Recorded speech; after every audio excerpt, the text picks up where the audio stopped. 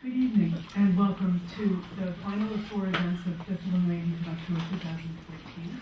It's been a great week so far. I'm glad that those of you who have come to earlier events have come back, and welcome to our newcomers. First, I'd like to thank McNally Jackson for hosting us. It's very gracious and it's a nice space, so please show your appreciation on your way out by buying a book. It doesn't have to be of the festival authors, but support your local independent bookstore. The festival's theme this year is border crossings, and our 8 authors write in and across cultural and linguistic fault lines that run not only through Europe but around the globe. Although our 6 invited authors write in German, German is only for only half of them is German their mother tongue. And our 2 featured United States writers, Monique Truong and Keith Gessen, also came to the United States and to a new language as young children.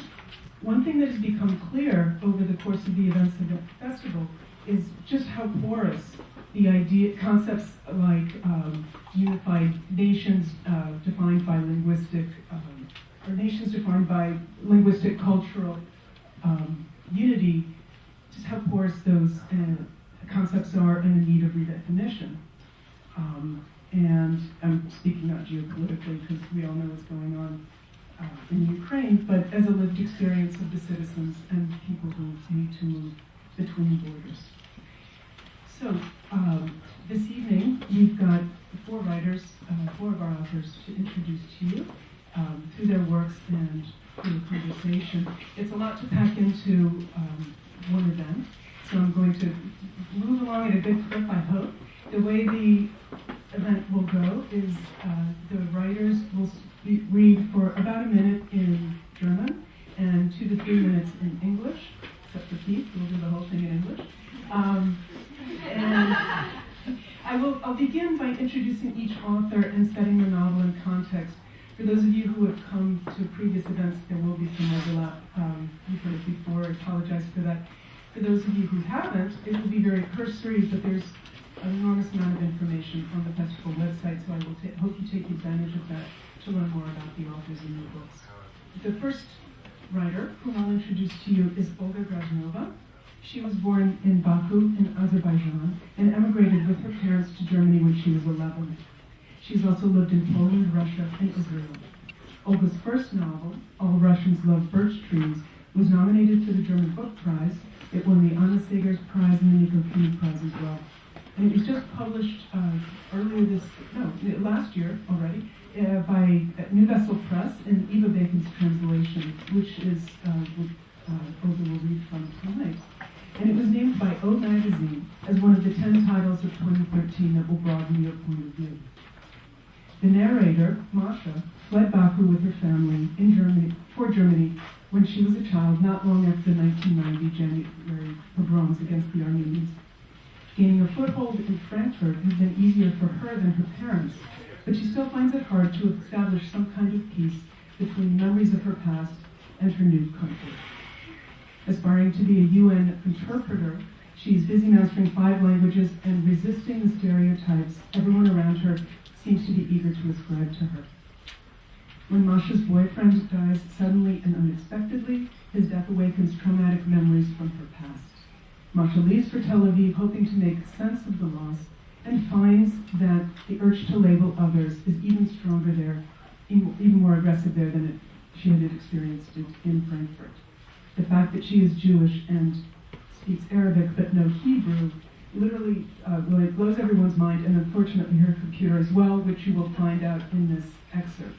And I was going to add that her next book is on ballet, a much safer topic, but that probably isn't true given what went on at the Bolshoi last year. So please welcome Olga. Thank you. Es hatte mit der Passkontrolle angefangen. Ich wurde nach meinem Namen gefragt. Maria Kugel. Ausgerechnet Maria. Ich zuckte mir die Schultern und sagte, der Name hatte meiner Mutter gefallen, Mascha. Was für eine Mascha? Mein Kosename. Er machte ein Vermerk, in einem Sinne Formulare, und studierte eingehend mein Arbeitsvisum, weshalb ich gekommen sei, um zu trauern. Ein weiterer Vermerk. Wie lange wollen Sie bleiben? so lange wie möglich. Ist es wirklich Ihr Computer? Er betrachtete missmutig die Aufklebung in den arabischen Schriftzeichen auf meiner Tastatur. Ja. Sie interessieren sich wohl für Ihre Nachbarn. Darf ich mit Ihrem Computer einen kleinen Test machen? Sagte er grinsend und ging mit meinem Computer fort. In the English. Aus Englisch? In the English section as well. Yes. Yes. Oh, sorry, miscommunication. Yes. Oh, sorry. The whole English section.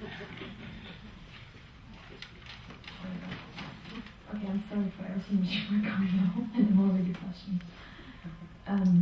It all started as a passport check. I'd been asked about my name, Maria Kugan.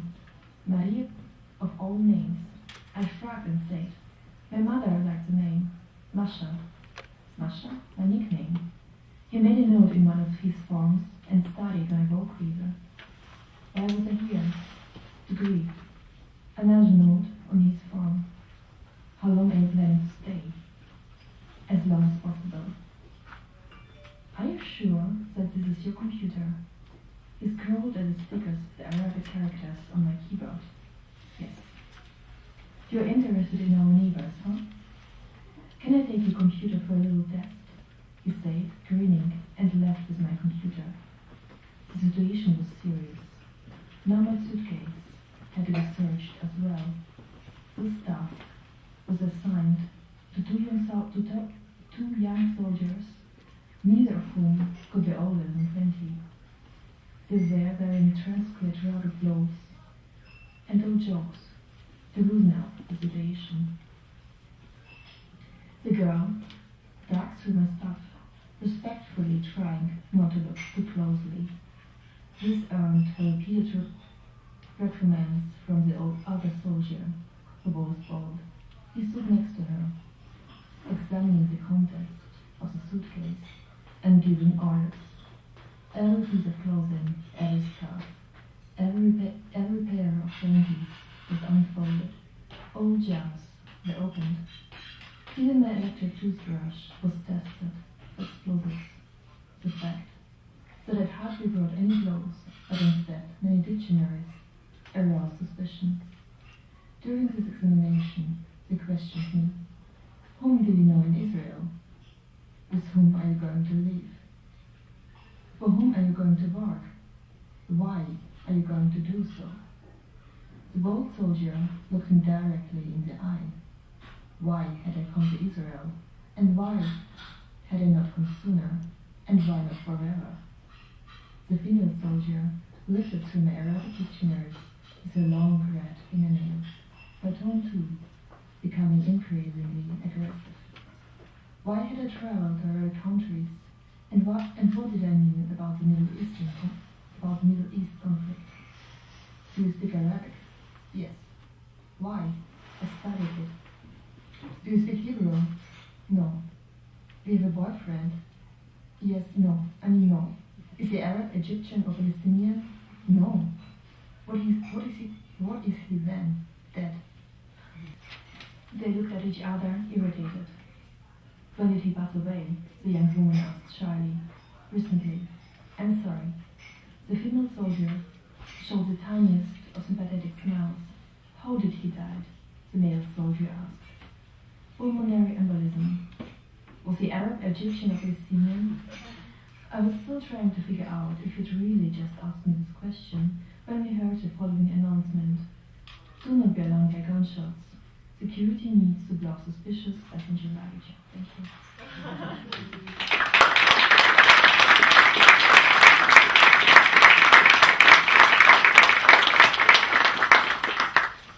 Our second writer this evening is Weihe, one of our Swiss writers. He was born in Bern and grew up near Zurich. He has written 3 novels, several plays, and half a dozen opera libretti. He's translated Mark Strand's poetry and the Elizabethan playwright Francis Beaumont into German. He teaches at the Scuola Dimitri, also known as Dimitri's Clown School, in Tessin. His first novel, Sea of Ink, is a fictionalized biography of the 17th century Chinese painter Bada Shamren.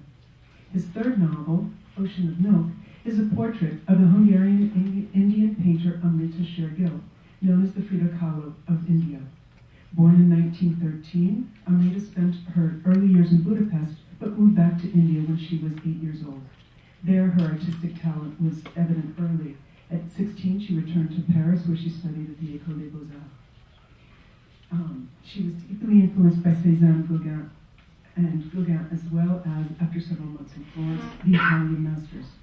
She was renowned for her painting and won first prize at the École des Beaux-Arts when still quite young, but she was equally renowned for her bohemian lifestyle. In 1938, she moved back to India to escape the impending war and the overwhelming influence of the European painters. Europe belongs to Picasso, Matisse, Braque, and many others. India belongs only to me, she once declared. When Amrita died at the age of 28 in Lahore, under mysterious circumstances, she had already established herself as one of the founding influences of Indian modernist painting. She left behind a large collection of paintings, almost 200, but she's still relatively unknown outside of India. Thank you. Hello. Nach einer halben Weltreise traf die Familie um Mitternacht am Pariser Nordbahnhof ein. Freunde des Onkels hatten schon eine Wohnung in einer Seitenstraße der Champs-Élysées für sie gemietet. Bald sah es dort genauso aus wie damals in ihrer Wohnung in Budapest. Die Mutter leistete sich wieder einen Stutzflügel, der Vater einen großflächigen Schreibtisch aus schweren Sockeln. Mit seinem Turban und dem weißen Rauschebart wirkte er hinter der Schreibmaschine wie der Sekretär jenes Mysteriums, das den Mond und die Lotusblume aufeinander bezog, wie es in dem Gedicht hieß. Von Onkel Erwin beauftragt, besuchte sie ein ungarischer Maler namens Nemes. Er sah sich Amritas Zeichnungen an und nickte. Ich nehme Ihre Tochter in meine Malschule auf. Wir werden eine Mappe mit aussagekräftigen Arbeiten für die Aufnahme in die Beaux-Arts zusammenstellen. Ich kann nur sagen, ich bin sehr zuversichtlich. Während Amrita bei Herrn Nemes Unterricht hatte, erarbeitete er in Indira mit der Mutter die für die Aufnahmeprüfung ins Konservatorium verlangten Klavierstücke. Als sie bereit war, spielte sie eine Jury aus greisen Professoren vor. Sie lauschten leise hüstelnd mit versteinerten Mienen. Nach Indiras Vortrag, der fehlerlos gelang, klopften sie mit den Fingerkuppen auf die Tischplatte. Der Direktor erhob sich. Mademoiselle Indira, ich denke, das Zeichen war eindeutig. Wir heißen Sie an unserer Schule willkommen. Indira hüpfte zum Flügel und verwandelte den Holzkasten mit einigen Läufen und Akkorden in einen Wasserfall. Nach einigen Monaten hatte die Stadt Amrita und Indira schon in kleine Pariserinnen verwandelt. Sie sprachen fließend Französisch und hielten das Kinn höher als in Indien. I'm going to read a slightly longer passage in English too. Bear with me. After a journey halfway around the world, Amrita's family arrived in Paris one midnight at the Gare du Nord. Friends of Uncle Irvin had rented an apartment for them in Side Street off the Champs-Élysées. The new apartment soon resembled the one in Budapest. Michi bought herself a baby grand, and Rao a large desk with heavy legs. Sitting behind his typewriter, with his turban and his wild white beard, Umrao looked like the secretary of the enigma that binds the moon to the lotus blossom described in the poem. Once again, palm trees stood next to the bookshelves and armchairs. The decor was just as lavish, only the style had changed and was now 18th century French. The furniture now had thin, fragile legs. On Uncle Irvin's recommendation, they visited a Hungarian painter named Nemes. He looked over Amrita's drawings and nodded. I'll admit your daughter into my painting school. We'll put together a portfolio of significant works. You can submit this portfolio for admittance into the Beaux-Arts. I'm very confident she'll succeed. In Paris, one ism followed on the heels of another, and freed from its founders, each movement went on to lead an independent existence. Cubists and Fauve made room for surrealists and expressionists. The former were more concerned with colour, line and form, the latter with subject matter and emotion. At the time, artists were aligned either with the abstract painters or the realists. The positions were irreconcilable. If an abstract painter saw a realist coming towards him on the sidewalk, he would cross the street, and vice versa. The students of Professor Simon painting class dismissed abstraction as an escapism. Gérard, Boris, Yves, Jacques, and Henri formed an artist group called New Forces under the banner of reality and truth. They claimed that the real revolution in art was acknowledgement of actuality. Amrita didn't care for the New Forces' militant rhetoric and found the various factions artificial and unnecessary.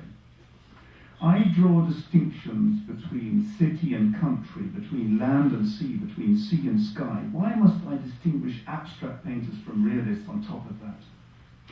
The New Forces also rejected their teacher's style of painting. In their view, he represented the official style, a diluted post-impressionism that was nothing more than blurry whitewashing. Amrita, on the other hand, liked Professor Simon's work. He favoured themes from his native Brittany. He painted country scenes and calm scenes in cloudy weather with wide brushes or palette knives. All of his students, even those in the New Forces, respected him and addressed him only as Father Simon. He never imposed his opinion, never took the paintbrush out of anyone's hand saying, "This is how it should be done." He described a particular problem, then demonstrated solutions earlier painters had found, and encouraged his students to find their own answers. Thank you.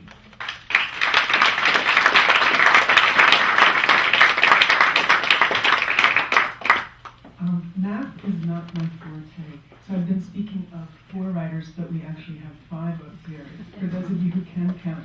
And the reason behind that is, to my right is Donal McLaughlin, who is a noted translator, and he has translated Abbas's first novel, The Legendian, into English. He's also a writer himself. His second book of short stories, Beheading the Virgin Mary, will be out in April. So I will now introduce both of them, or continue introducing both of them. Abbas Khider, one of our German authors, was born in Baghdad in 1973, the year Saddam Hussein came to power. At the age of 19, Abbas was incarcerated for selling banned books and political pamphlets. In 1996, he fled Iraq and spent most of the next 3 years bouncing from one country to the next in the Middle East, before finally settling in Germany. He studied philosophy in Munich and Potsdam before becoming a full-time writer. In 2013, he was awarded the Hilde Domin Prize for Literature in Exile and the Nellie Sachs Prize. Abbas's first novel, The Legendian, translated by Donal McLaughlin, tracks an asylum seeker's adventures and misadventures on a journey that takes him from Baghdad to Jordan, Libya, Greece, Turkey, Italy, and Germany. His third novel, A Letter to the Aubergine Republic, tracks a letter sent by an Iraqi exile in Benghazi to his lover in Baghdad, on a clandestine postal system set up for Iraqi refugees and dissidents in exile to send letters home. It was actually, such a system existed, and it was either set up or supported by the secret services because it gave them a chance to keep an eye on what was going on at home and abroad. The letter's journey from Benghazi through Cairo and Amman to Baghdad is the reverse of Abbas's journey when he left Baghdad for Europe. The novel tracks 7 stages on the letter's way. Each chapter is narrated by a taxi or a truck driver or a real estate agent, basically links in the chain along which the letter is smuggled across borders. So each chapter gives a sense of that person's life and a bit of a reflection of the country. It finally lands on the desk of a security officer in Baghdad and his wife. The title refers to the fact that under the U.S., under the trade embargo, in other words, for much of Abbas's life there, the only food available in large quantity was eggplant, or as Donald has it, aubergine. So Donald, Abbas will read for a minute in German, and then Donald will read his own English version.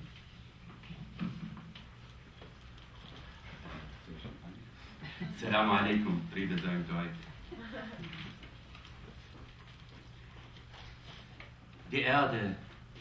Die Erde ist immer oval gewesen wie ein Ei. und sie steht still, weil sie nicht haltlos in der Leere schwebt, sondern auf die Hörner eines Ochsen steckt. Die 4 Beine des Ochsen stehen fest verankert in der Tiefe des unendlichen Weltalls. Eines seiner Hinterbeine ruht im Paradies, das andere brennt in der Hölle. Von den beiden vorderen Höfen steht eine im Wasser der Schöpfung und eine im Feuer Satans. Die Seite des Erdeneis, die sich dem Wasser der Schöpfung und dem Paradies zuwendet, ist mit Frieden gesegnet und befindet sich in einem Zustand dauerhaften Glücks. Die andere Hälfte hingegen, die über der Hölle und dem Feuer Satans steht, kocht im Fegefeuer von Diktaturen, Krieg und Armut. Hin und wieder jedoch wechselt der Weltenochse seine Beinstellung und diese hat fatale Folgen für das Weltenheil. Es gerät aus dem Gleichgewicht und jede Schwankung erzeugt immer wieder neue Zeitalter und Epochen. Aus diesem febrigen Zustand des Eises schlüpft die Menschheitsgeschichte, die eine immer wiederkehrende Entwicklung erfährt.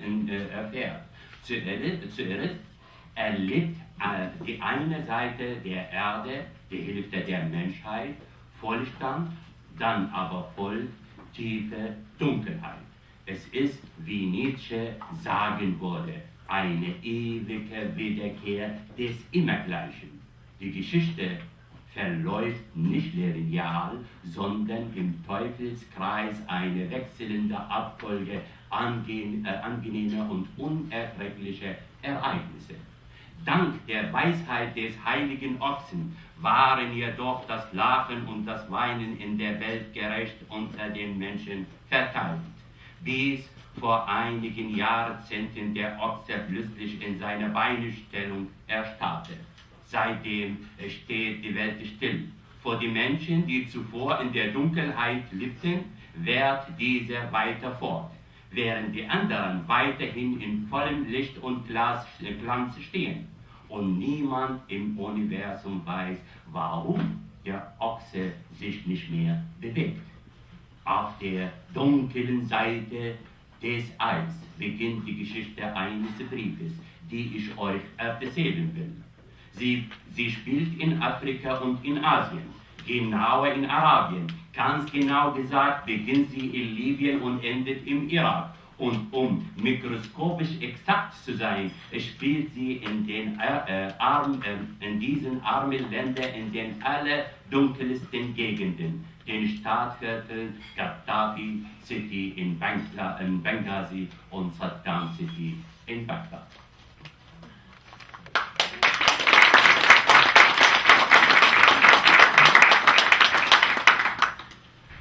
I should point out that I'm going to read a slightly longer extract.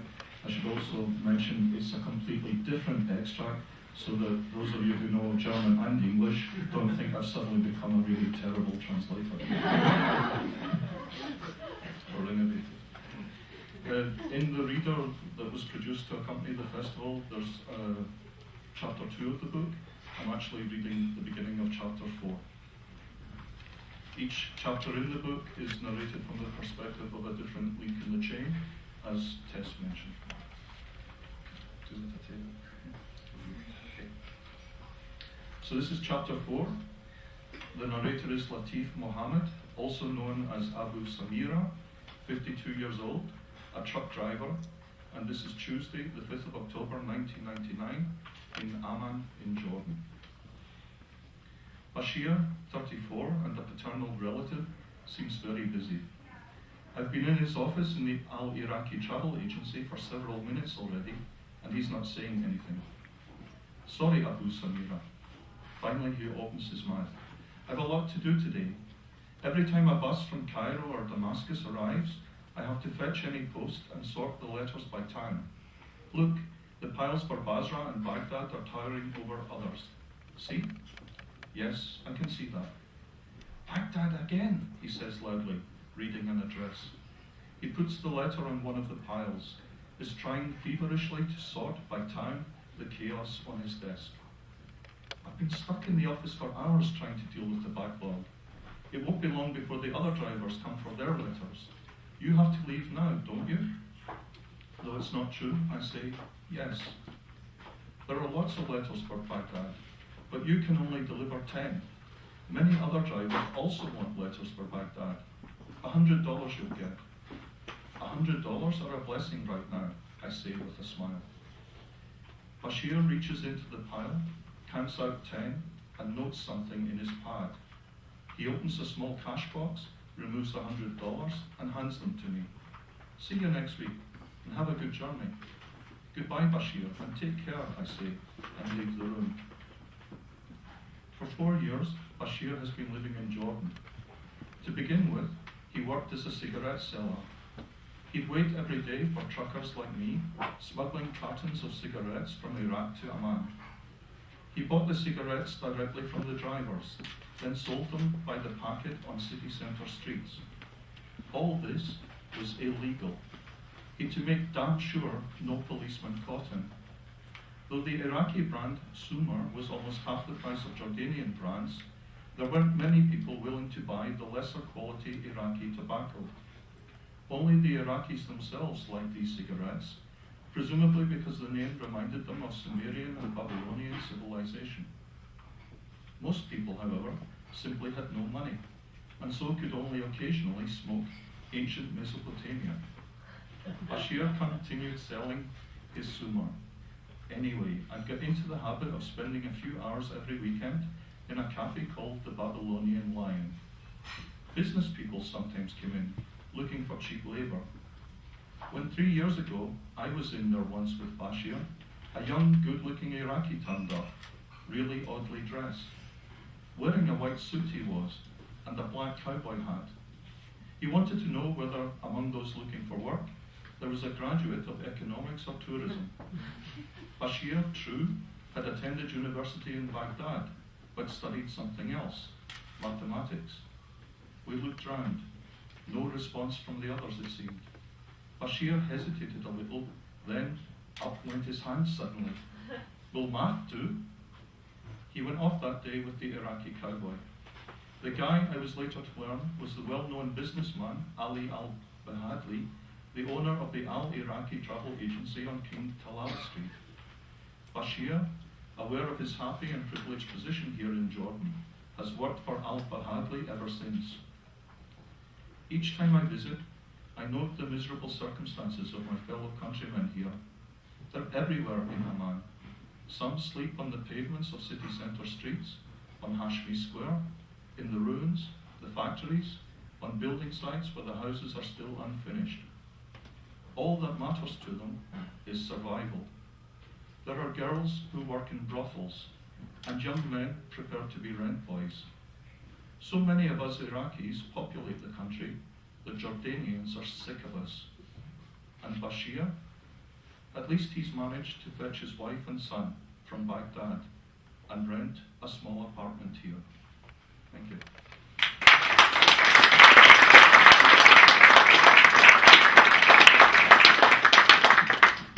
And last but not least, we have Keith Gessen, who may well be familiar to many of you. Born in Russia, Keith Gessen came to the United States as a 6-year-old, and he currently lives in Brooklyn. He is a co-founder and editor of the thrice-yearly magazine N+1. He has translated Svetlana Alexievich, Ludmila Petrashevskaya, and has edited collections of poetry of Kirill Medvedev. He's written for the New Yorker, the New York Review of Books, and the London Review of Books, as well as other publications. All the Sad Young Literary Men is Keith's first novel, and it interweaves the stories of 3 young men eager for literary and intellectual fame, if not fortune. They bumble through life and love, worrying about history and themselves as they do so. Mark is a graduate student, divorced and stranded in Syracuse while writing his dissertation, or not writing his dissertation, on the Mensheviks. Sam is a freelancer, supporting himself as a temp and obsessively checking his bureau while planning to write the great Zionist novel, even though he doesn't speak Hebrew and hasn't been to Israel. He does, however, have an Israeli girlfriend. I guess that's a start. And third is Keith, the son of Russian immigrants and a political journalist for various liberal magazines, who's devastated by the results of the 2000 election. Results taken, perhaps in quotation marks. The overlaps and parallels between all these works, I think, are particularly obvious, but one caught my eye as I read a review of Olga Sad Young Literary Men in Book Forum. He pointed out that one of that novel's themes is the cost of unfettered mobility, and I think it's pretty clear in these books that unfettered mobility has its own costs, and fettered mobility certainly does as well. So Keith will read an excerpt in Keith's voice. Thank you for that introduction. Thank you for having me. I'm going to read a section about Uncle Misha, who is the uncle of the narrator and has come over a decade after the narrator and his family, so he's a new immigrant. Uncle Misha had arrived in bucolic, isolated Clarksville when I was 15 years old. My mother, whose brother he was, had recently been diagnosed with cancer, and for a long time I thought that Misha had come because he'd heard the news. Later on I realized that, as with certain hurried weddings, the dates did not add up. But how else to explain it? He had no business there. He was 35. He had a degree in American literature from Moscow University, a fairly dubious degree even in Moscow, and a just plain ludicrous degree for a Russian immigrant in the States. Before emigrating, he'd had an exciting, or anyway a reasonably interesting life in Moscow. He'd had girlfriends. He had briefly been married. An educated non-alcoholic with most of his teeth intact, he was considered in Moscow something of a prize. But he had accomplished little of actual substance, and perhaps he began to feel that what he needed was a new place, a new city. He needed to see the world anew so that it could see him that way too. In the meantime, my father was keeping up a steady campaign on behalf of the United States. He was like Radio Free Europe, my father, except he wrote letters instead of producing radio broadcasts, and he wasn't directly funded by the CIA. We had a nice house by then and 2 cars in a prestigious town where there were almost no Russian immigrants, even if our part of it was not as prestigious as some others. So maybe it was just vanity on my father's part, the wish to make people see what he had done. Misha would later think so, certainly. But it was also just his belief, his beautiful belief. Halfway through life, my father found himself in a place where he'd been spit on almost daily and insulted, and he'd left. He'd left. And halfway through his life, he went halfway across the world and found the capacity inside himself to believe that this new place was cardinally, was essentially and deeply different. This required courage as well as naivete, and it required strength too. But all beliefs have their victims, and Misha was my father's.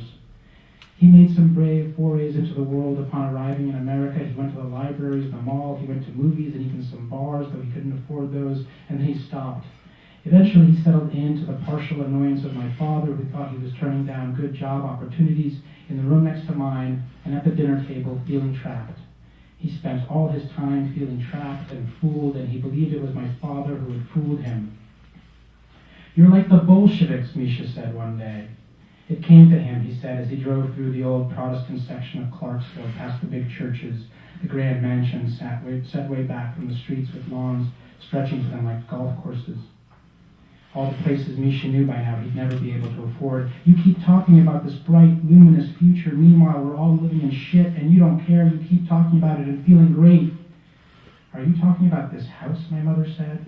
She was going through chemo and had lost her hair and wore a little cloth on her head to cover it up. "You consider it shit?" "It's a nice house," said Misha, "but you don't think that means that people around here like you. They hate you. Haven't you noticed? There are fucking swastikas at Pimpleface's school." Pimpleface's, right? "Боже мой," said my mother at the vulgarity. "I'm sorry if I express myself too strongly." Misha suddenly became poisonous. "You used to be a believer in strong expression." "Misha, полно," my mother said. "Enough." "What do we care if some kid draws a swastika in the bathroom?" my father thundered over them. "Get a job!" My mother had been offended by Misha, but it was the sound of my father's terrible voice that caused her to break down and weep. At the table, in her little do-rag, and her dentures, and all for nothing, as it turned out. All that medicine and all for nothing. It was she who had suffered in this place. It was she who had abandoned her books to become a computer programmer, learn to drive, learned about American mass culture, and now she had a pip league son who was forgetting Russian, and attending a school where, in fact, there had been a couple of swastikas on the bathroom wall. They were innocent swastikas, at least as far as we were concerned, but that wasn't the point. Misha was right. And though my mother hated him for saying it, she hated my father for yelling, for she herself had thought all these things too, had thought them and stifled them the way mothers during the war would stifle their little babies, strangle them to death if necessary if that baby by its crying was going to reveal a hiding place and get everyone killed. Misha must have thought that our house, our life, our 2 cars would insulate us against the whining of a 35-year-old man with no money, no prospect of earning any money, no social position, and with bad smoke-ruined teeth and skin. He had not yet moved to New York, reconstituted his life. For now, in Maryland, he was nothing. He was worse than nothing. And as my mother ran from the kitchen weeping, Misha sat there with a look of deep perplexity upon his face. He must have thought, I thought, that we wouldn't care.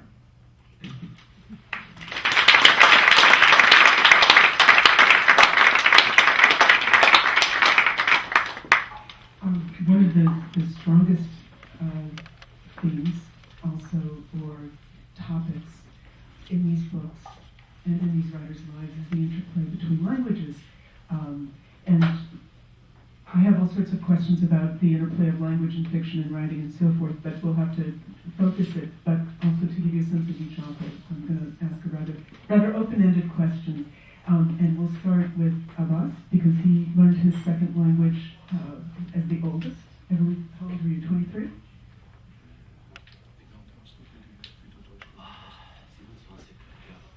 Twenty-seven. Okay. Heute bin ich 41 Jahre alt, heute eigentlich habe ich Geburtstag. Happy birthday. Danke. It's Abbas's birthday today.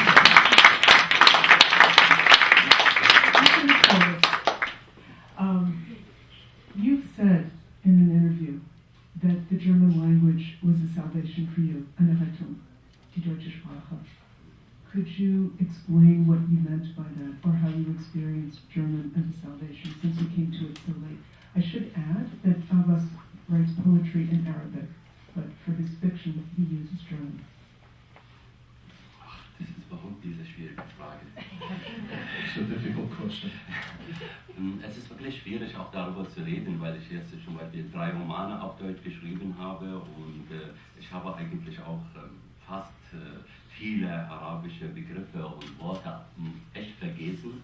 Und das ist erstaunlich. Manchmal will ich zum Beispiel ein Wort mich erinnern, aber kommt nicht auf Arabisch. Aber das machen wir ständig. Sometimes it is genuinely difficult to talk about this problem because Abbas has written 3 novels in German in the meantime, but it is the case that frequently he discovers that a concept in Arabic is simply not coming to him. Aber ich kann so sagen, die deutsche Sprache ist für mich so eine, sagen wir so, wie eine Art Selbstbefriedigung gewesen. Es ist so, kann man es ist I dread to think where this is going, but it's genuinely the case that the German language is almost like some kind of self-pleasuring for Abbas. So eine Art, wenn ich zum Beispiel, wenn man dann daran denkt, ich finde das Bett und die deutsche Sprache und die arabische Sprache ficken zusammen in diesem Bett beim Schreiben. Abbas sometimes think that he is the bed, and the German language and the Arabic language are fucking together in this bed as he writes. Und das in der deutschen Sprache, dann kommen Werke, die eigentlich, ja, sagen wir so, Mischlingsliteratur, Mischlingswerke. Es ist irgendwie eine Mischung davon. Und wenn ich jetzt etwas sage über die deutsche Sprache, ist für mich so ein, wie gesagt, es ist ein Ort, an dem ich mich frei bewegen kann. So geworden. Es ist eine Art, ja, Zuflucht, Haus und wie gesagt, auch ein Teil, der mir in diesem Bett mit der arabischen Sprache irgendwas produziert. Bestimmt so neue Werke oder irgendwie manchmal neue Ideen, das weiß ich nicht, aber es ist ein Ort der Freiheit. So in this bed, Abbas produces something, and the something is a kind of mischling. It can involve a mixture of things. In the German book, you do have Arabic elements, Arabic influences, but the crucial thing for Abbas is that German is a refuge. It's a place of freedom, a place where you can move freely and produce a work of literature in this case. And Olga, you have said also, well, you didn't say it, but your narrator says at one point makes the observation that language is power. So that's one reason why she is so eagerly acquiring languages, because each language is a means to an end, a means of exerting power. And could you speak a little bit about that, either in your own experience or as you have it reflected in Masha's experience?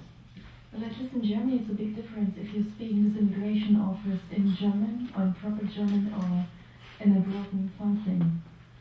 And it's also the way you're treated, accordingly to your level of German. And that's also what's happening in the book, and what is the main protagonist learning quite early.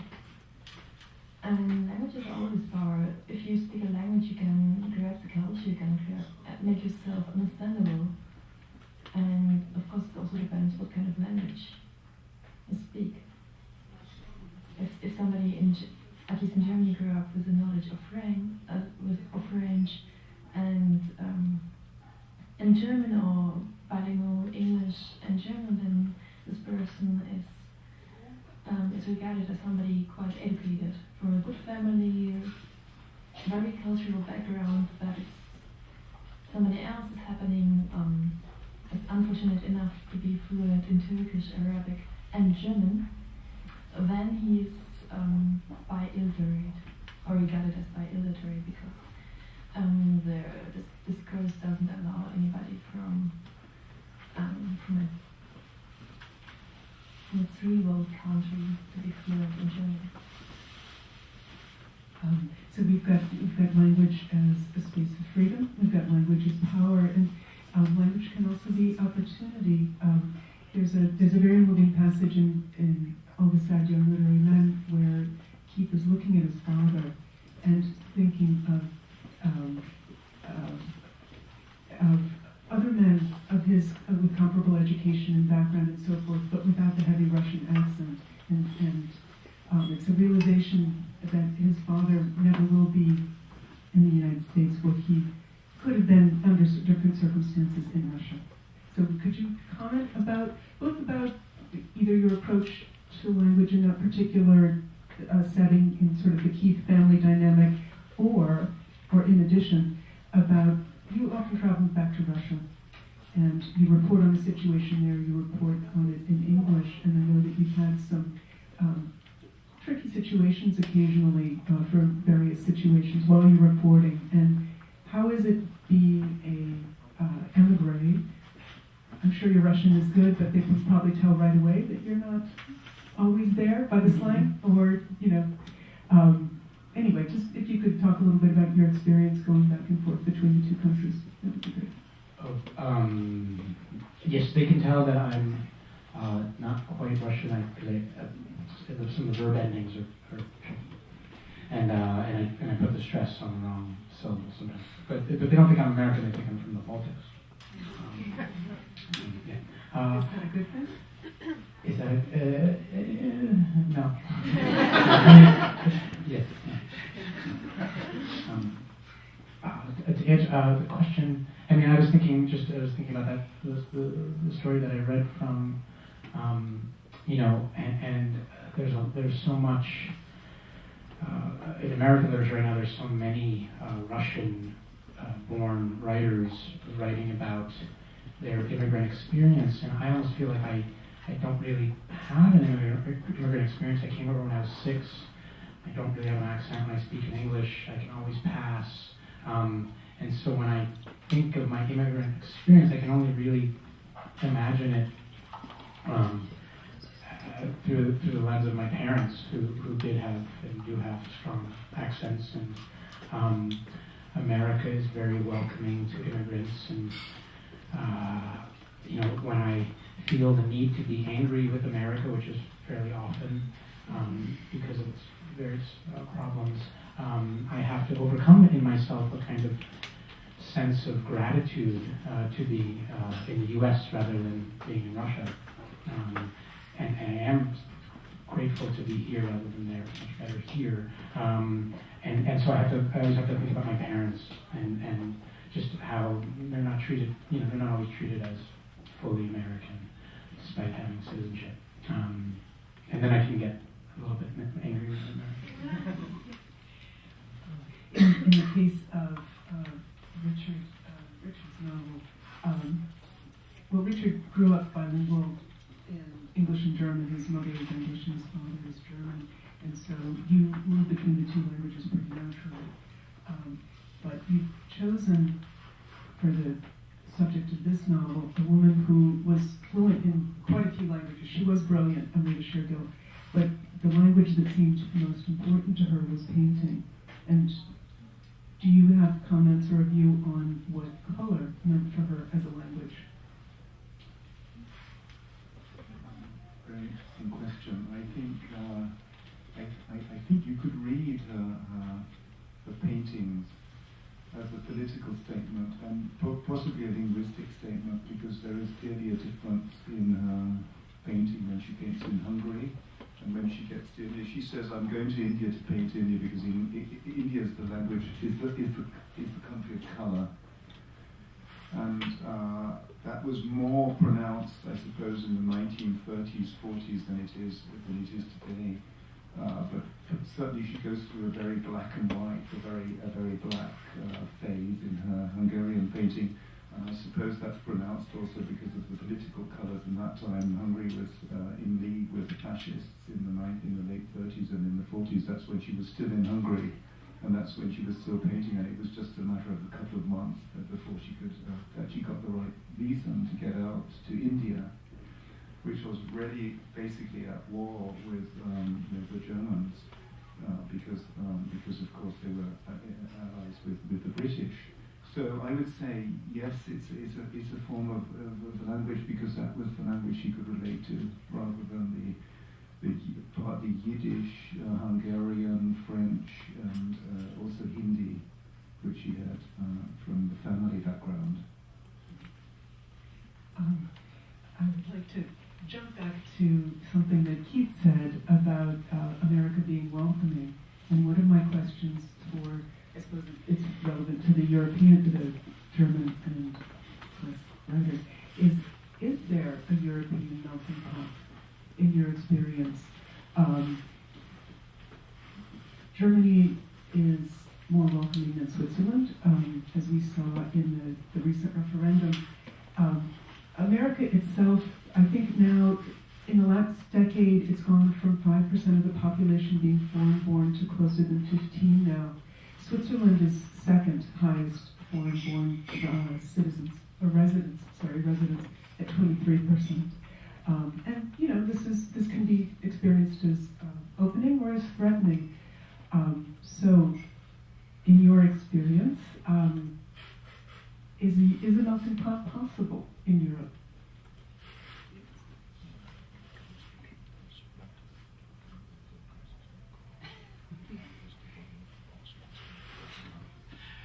Ich glaube, ich muss zuerst was sagen, aber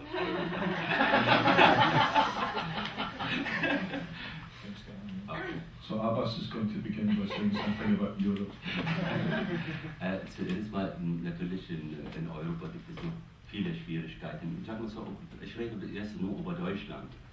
You begin by speaking simply about Germany, but in Europe generally there are of course still difficulties. Wenn man daran denkt, nach dem Zweiten Weltkrieg gab es wirklich nicht so viele Ausländer in Deutschland. If you stop to think that after the Second World War there weren't so many foreigners in Germany. Und danach, es wirklich dann hat lang gedauert, bis die Gasarbeiter kamen, und dann plötzlich so haben wir neue Generationen von Migranten, von Ausländern. Und wenn man jetzt die deutsche Geschichte betrachtet, heutzutage, wir haben 9 Deutschen, Ausländer, Migranten, die fast in allen Bereichen des Lebens in Deutschland, Sport, Literatur, Politik.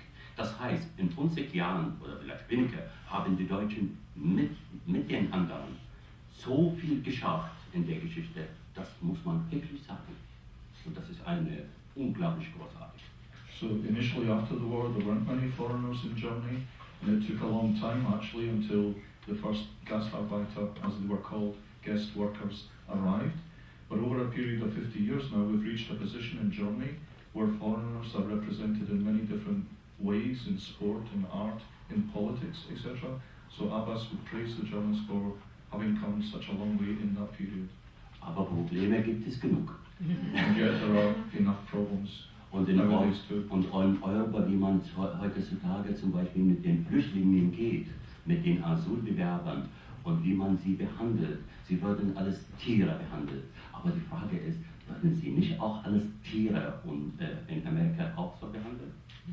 And Abbas says, looking at Europe nowadays, you realize that problems persist. You can look at all the refugees, look at asylum seekers and so on, and realize that in a way they're treated like animals. But he concluded what he said just now by asking whether that might not also be the case in the United States too, that refugees and asylum seekers are treated as animals.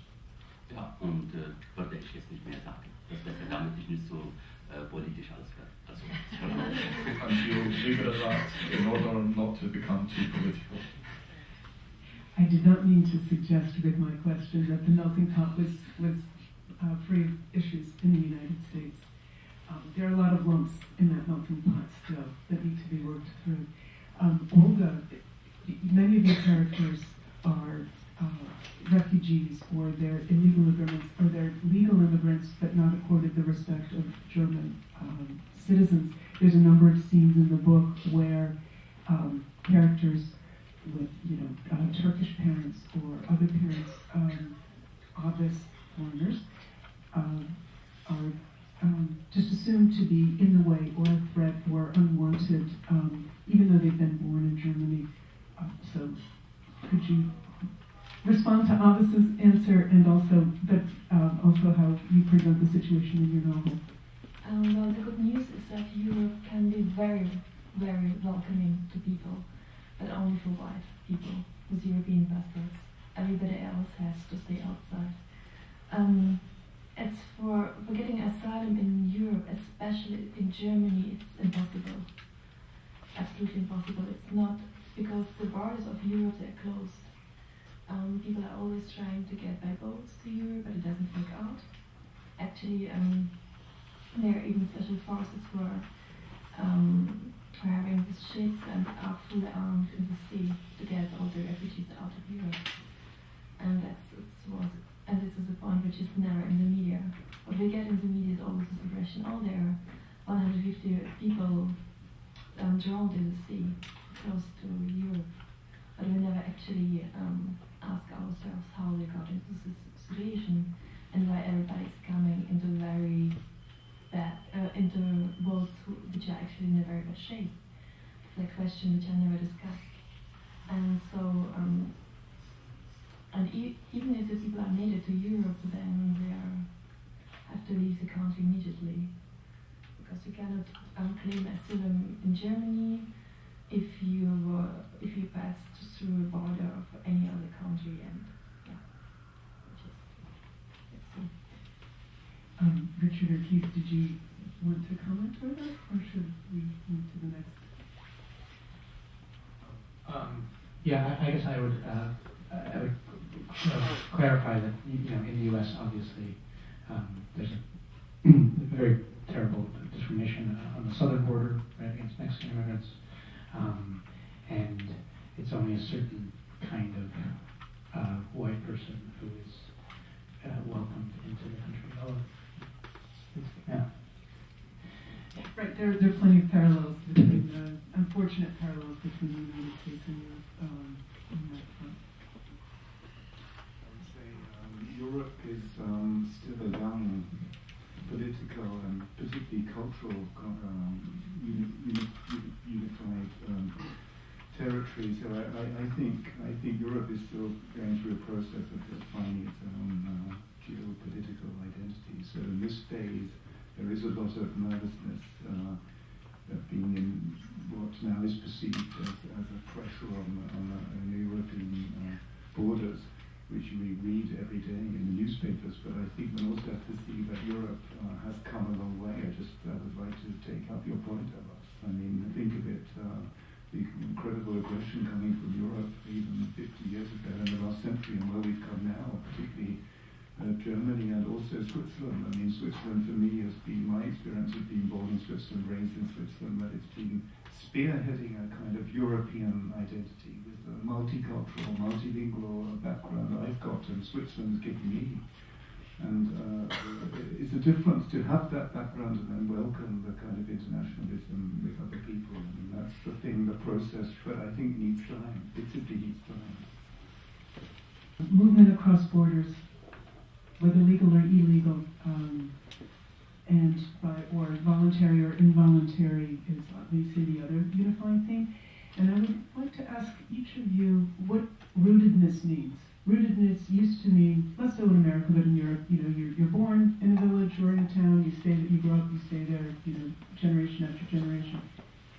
But the idea of rootedness is fluid. And so I would like to know what rootedness says to you.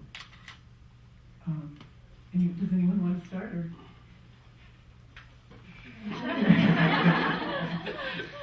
I don't know, it's a concept I still didn't understood, as well as a country and border and the nation. I don't know. I think that's why I like America so much, because this concept of a home country or just spend the whole life in one single house is not as usual or required as in Europe. I don't know. Do you feel you have particular roots? And if so, where do they extend? I absolutely don't care about roots, but I'm actually interested in our visas and citizenships. So I'm really glad I have a European passport. I quite like the fact that it's rather German than Slovenian, because it came in very handy, but Does anyone else have anything to say about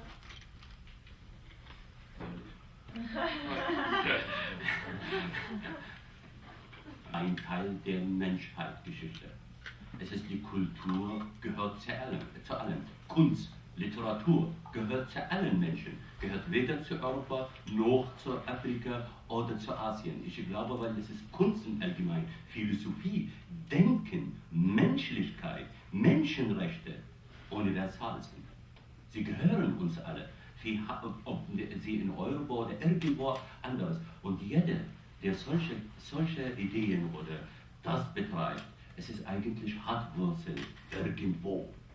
Und das ist, deswegen denke ich daran, es ist Europa vielleicht zum Beispiel, wenn ich jetzt denke ich an, Entschuldige. Es tut mir leid. Ich warte auf den Schluss, aber. Okay, das kann ich nicht. Ja.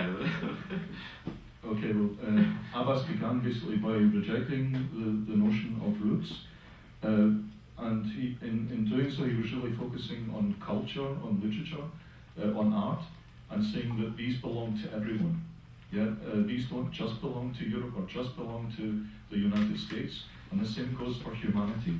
These things belong to all of us, and if you focus on things in that way, the notion of rootedness is perhaps not so important. Also, ich denke daran, dass wir wirklich irgendwie alle auf jeden Fall gehören zueinander auf irgendeine Art und Weise. In der Literatur zum Glück, in der Kunst zum Glück, wir brauchen eigentlich kein Visum, keine Staatsangehörigkeit. Ich kann eigentlich überall hin und ich kann viele Menschen erreichen und sie erreichen mich auch. Und das ist eigentlich, wenn man wirklich daran denkt, das ist eigentlich die beste Heimat der Geschichte. Da ist es unsere Wurzel eigentlich. Die Kunst eigentlich 1000-mal besser. Alles Kontinenten und Länder und Geografien und Grenzen. Und Grenzpolizisten auch. And if you wish to look at things in this way, you can ultimately see culture as your roots. Yeah, we don't necessarily need passports. We don't necessarily need a national identity or whatever. We can focus on the fact that we share this humanity, and in that way borders and so on are not important at all. Culture, art become our roots and belong to everyone, as you said before. May I just add to that, the painter I was writing about, Amrita Shergill, that she's accepted now as the modern Indian artist, the leading modern Indian artist. One forgets about her background, which was Hungarian Jewish, but now she's accepted. You go to the Museum of Modern Art, and I think it's just the point you made, Abbas. She is, I think maybe the concept of Wurz and Schlagen is more futuristic than to be uprooted, because probably most of us here have got a very diverse background in terms of heritage. But I think the question is, if you look at our lives as a plant, where does the wind take you? But then where is the ground? Where is the soil? You can grow, and how strong are your roots to resist the wind? And so for me, the metaphor is much more about where can I grow roots? It doesn't have to be the notion of where am I come from, where have I lost my roots? Where can I grow my roots? Where can I communicate with other people? And then it's the art, it's the form of art. I think I just like to underline that. Yeah, I'll just add to that passports, we were forced to give up our Soviet passports when we left Russia in 1981, and there was a period when you could reinstate your Russian citizenship, but I was discouraged from doing so because I might have been drafted into the army. My father was convinced that I'd be drafted into the army. And now I have an American passport, but not a Russian passport. And I really like going to Russia for all its problems. My grandmothers are there, and it's very important for me to be able to go there. And right now, I'm very worried that this is going to become impossible soon if events develop as they're developing. So that's sometimes you do need a passport. Im Irak, vor kurzem im Fernsehen, redeten sie über mich und nennen mich den Deutschen. In Deutschland, man sagt immer der irakische Autor. Und ernsthaft, wenn ich wirklich daran denke, ich gehöre eigentlich weder dort noch hier. Eigentlich, ich bin ein moderner Mutant. Es ist so ein Mutant in der Literatur, mehr nicht. Und scheinbar so wollen sie von uns sein. Und lassen uns eigentlich die gesamte Welt als eine Geliebte haben. So, basta. Das sind unsere Wurzeln. Abbas points out that recently they were talking about him on Iraqi television, and in Iraq they talk about him as the German. And in Germany, of course, when they talk about Abbas Khider, they're talking about the Iraqi. But he points out that he's neither. He belongs neither to their Iraq nor to Germany. And he concluded by saying he sees himself as a modern mutant. I would like to, we don't have much time left, but I would like to give the audience an opportunity to ask questions. I know you did want to treat the subject that is the elephant in the room right now, and that's the Ukraine-Russian, sort of standoff. And nationality does seem to be terribly important there still to both of them. So I wish somebody would comment on that. I don't think that was being avoided. And Keith did mention the developments going on and the need for a passport. Do you have more to say about the Ukraine? I have so much to say. Is there a question? I don't know. Is there a question about it? Yeah. I wish you would just comment on this, because you're saying that you can go from country to country and so forth, but you cannot in certain areas. And just comment on that. Yeah. Actually, between Ukraine and Russia, you can right now. They've had they have very porous borders. They've had pretty good relations for the past 20-some odd years. They've been there for a long time. Yes, but I agree. Yes, absolutely right. And the situation is deteriorating. And for me, I look at this. I'm an American citizen, and I think of the American responsibility for what's going on over there. And feel like there's been very strong anti-Russian, anti-Putin hysteria for the past 2 years in the American media, and I think that everything that happens in the U.S. has a response in Russia. So, not that we're entirely at fault, but I think about our responsibility for what's going on. And it's very bad. If you yes, it's anti-Putin all the time. You know, Putin's a terrible man. Putin is a spy master. Putin is a mystery, terrible monster who lives under your bed. Yes.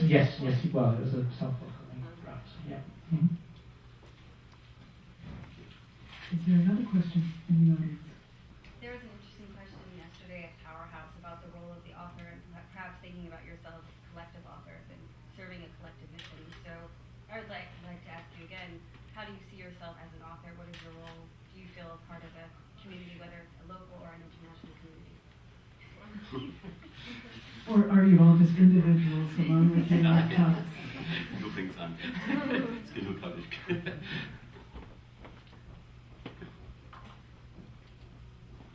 I'm a product of Central Europe in a multicultural, multilinguistic environment with a lot of history, with a big backlog to work through intellectually and emotionally, and I feel my work is to do that. And there's still a lot of black holes.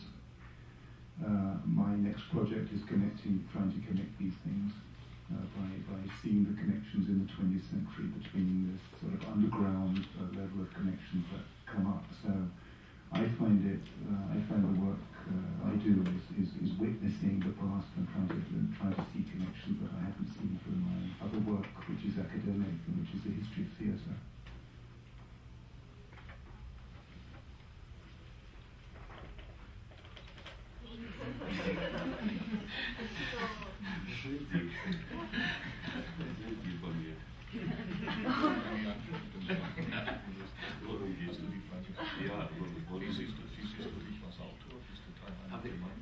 Diese Frage kann man niemals einem Autor beantworten.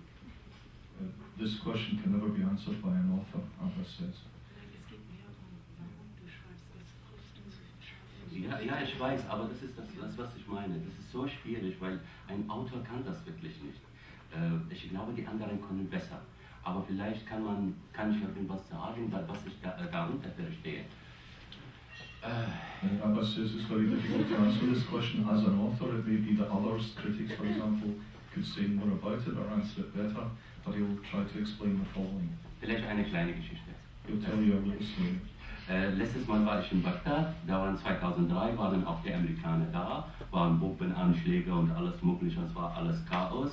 So in 2003 he was back in Iraq, the Americans were also already there, all kind of hell was happening with bombs and so on. Und dann ging ich zu meiner Schwester und sie hat 2 Kinder und dann draußen waren viele Bombenanschläge und ich konnte nicht raus. Bin ich 3 Tage zu Hause geblieben bei ihr und habe mit den Kindern eigentlich auch gespielt. So he visited his sister there, who has 2 children, and as he mentioned, all hell had broken loose outside with bombs and so on. So he couldn't go outside, he didn't leave the house for 3 days. Instead, he played with his sister's children. Und die ganze Zeit eigentlich saß ich auf dem Sofa und ich habe gelesen und geschrieben. Eigentlich konnte ich nicht so viel machen. So the whole time he was there, he was basically sitting on the sofa, he was writing, he was reading, there wasn't much else he could do. Nach 3 Tagen, da saßen wir, das Kind von meiner Schwester ist 7 Jahre alt und dann fragte ihn seine Mutter, er heißt Baha, was willst du später werden?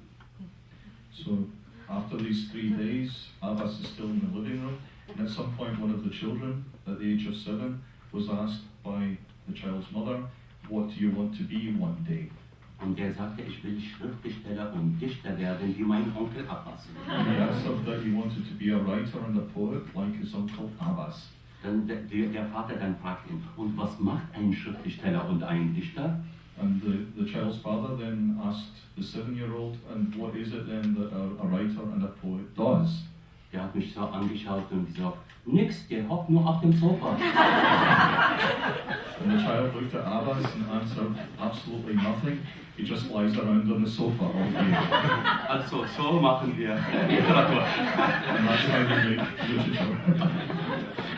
And I see the husband of a writer nudging her in the front row. I wonder what that means.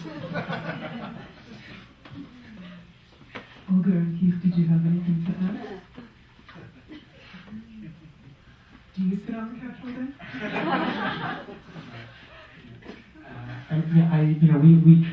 I'm one of the editors of a magazine called N+1, and part of the reason we started N+1 was to have a kind of community of writers who were working on the same subjects and talking to each other and trying to kind of advance an idea of the world. And I think we have done that in terms of, the trouble is that it takes a lot of time, and it's hurt our productivity because we spend a lot of time arguing over email. So it's hard to have a community of authors.